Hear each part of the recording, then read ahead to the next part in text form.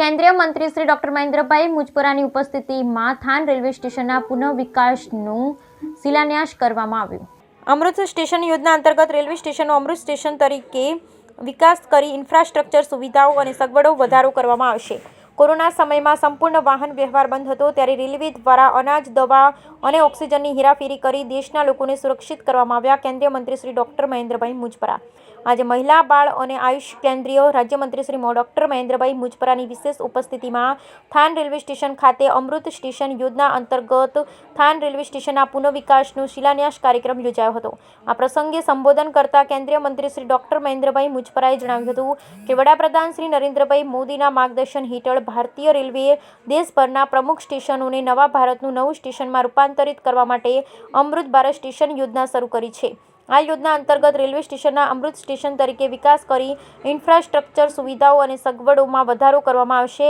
આજે વડાપ્રધાન શ્રી નરેન્દ્રભાઈ મોદી દ્વારા પશ્ચિમ રેલવેના 6 ડિવિઝનોમાં આવેલ 66 સ્ટેશન સહિત ભારતીય રેલવેના 554 સ્ટેશનોના પુનઃવિકાસનો શિલાન્યાસ કર્યો છે। આ 66 સ્ટેશનોમાંથી 46 સ્ટેશન ગુજરાત રાજ્યના છે।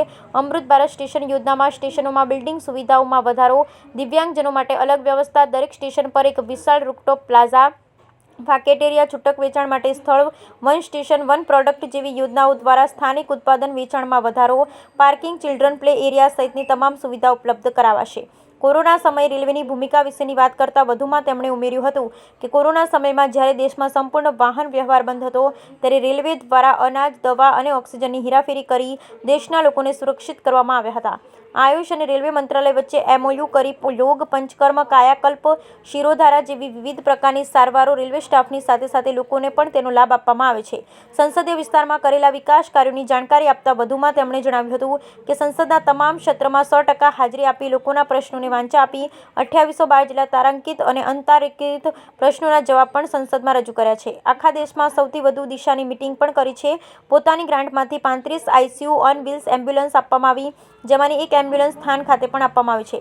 સંસદીય ક્ષેત્રમાં 3 વૈકુંઠ રસ, સ્કૂલોમાં પ્રયોગશાળા, કોમ્પ્યુટર લેબ, 20 જીમ, 20 લાઇબ્રેરી, સરકારી આયુર્વેદ કોલેજ, કેન્દ્રીય વિદ્યાલય સુરેન્દ્રનગર ખાતે FM રેડિયો સ્ટેશન જેવા વગેરે વિકાસ કાર્યો કરવામાં આવ્યા છે। આ પ્રસંગે કેન્દ્રીય મંત્રી શ્રી ડોક્ટર મહેન્દ્રભાઈ મુજપરા સહિતના મહાનુભાવોના વરદ હસ્તે વિકસિત ભારત 2047 અને રેલવે વિષય પર ચિત્ર સ્પર્ધામાં વિજેતા બાળકોને પ્રમાણપત્ર એનાયત કરવામાં આવ્યા હતા। કાર્યક્રમ અગાઉ થાનની KK રોયલ સ્કૂલ અને સનરાઈઝ સ્કૂલના બાળકો દ્વારા વિવિધ સાંસ્કૃતિક કૃતિઓ રજૂ કરવામાં આવી હતી, જેને ઉપસ્થિત સર્વ લોકોએ મન ભરીને માણી હતી। ઉપસ્થિત સર્વે લોકોએ વડાપ્રધાન શ્રી નરેન્દ્રભાઈ મોદીના અધ્યક્ષસ્થાને યોજાયેલ કાર્યક્રમનું જીવંત પ્રસારણ રસપૂર્વક નિહાળ્યું હતું। આ પ્રસંગે ચોટીલા ધારાસભ્ય શામજીભાઈ ચૌહાણ, પ્રજ્ઞશ્રી સાહબુદ્દીન રાઠોડ, અગ્રણી સર્વશ્રી કાનભા લીલાબેન, જીતુભાઈ પૂજારા, સુરેશભાઈ સોમપુરા, ચોટીલા પ્રાંત અધિકારી કલ્પેશ શર્મા, રેલવે વરિષ્ઠ અધિકારી શ્રી NR મીના સહિત સ્થાનિક લોકો ઉપસ્થિત રહ્યા। બ્યુરો રિપોર્ટ જયેશભાઈ મોરી, થાન।